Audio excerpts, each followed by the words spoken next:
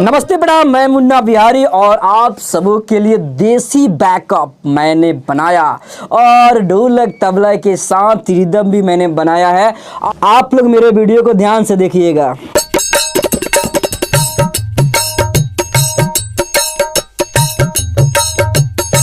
बस देख लिए, अब देखिए इसका बेंजू देखिएगा, इसी में दिखाते हैं बेंजू।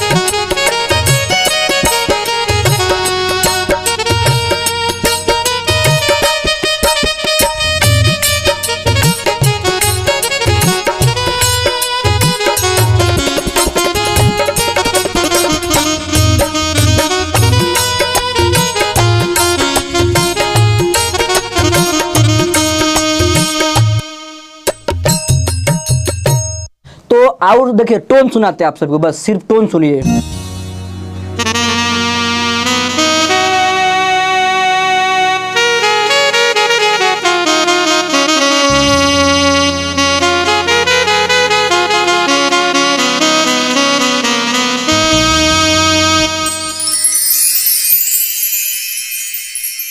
चलिए अब देखिएगा, एक टोन सा है, देखिएगा बजाते हैं हम।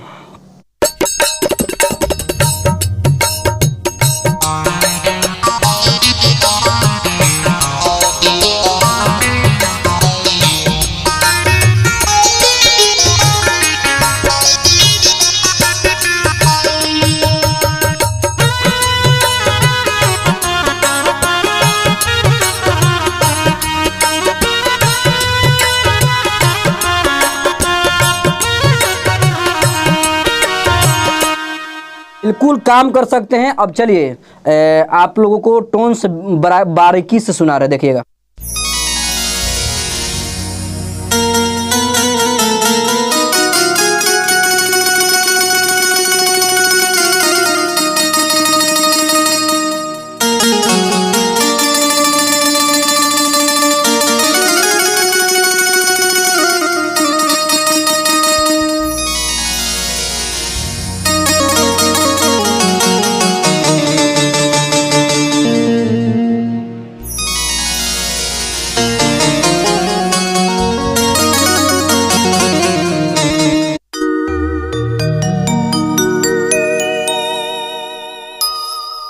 तो सुने ना कितना अच्छा टोन्स है वाइब्रोफोन या बेंजू का। देखिएगा स्ट्रिंग,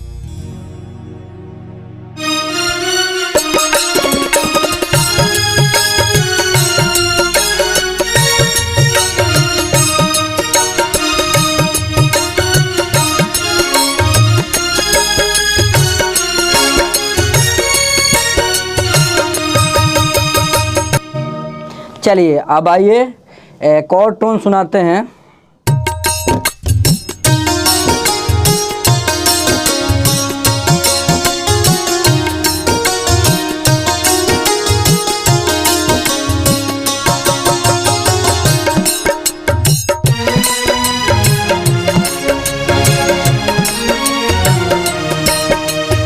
देखिए अब जो है मैंने इसमें रिदम दूसरा लगा दिया, ठीक है। और भोजपुरी का जो पूर्वी अनिर्गुण होता है वो सुनिएगा।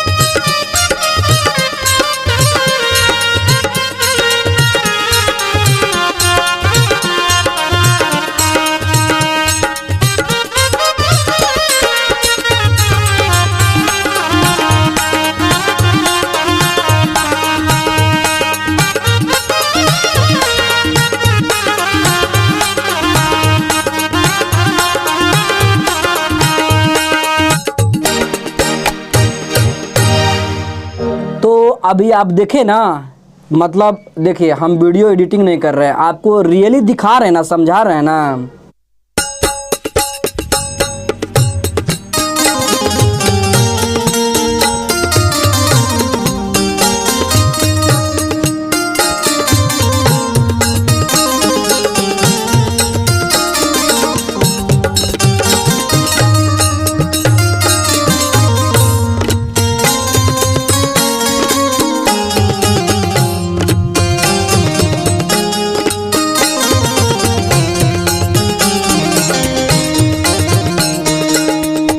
तो बाजार है, इसी से बाजार है भैया।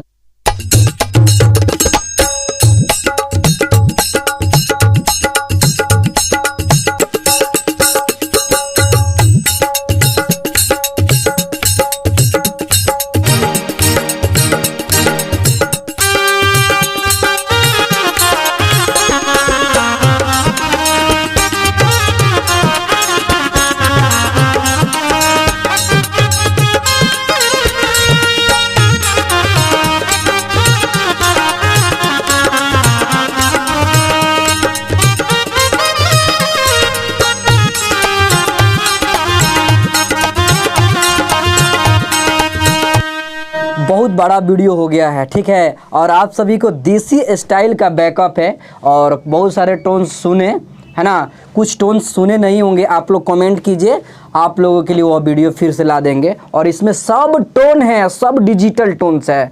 आप लोग आज के लिए जो है रिदम और टोन्स के लिए बनाएं वीडियो। अगर अच्छा लगे तो वीडियो को शेयर कीजिए। अगर आप सभी को बैकअप चाहिए, रिदम चाहिए, तो मुझे तुरंत फ़ोन करिए। Thank you.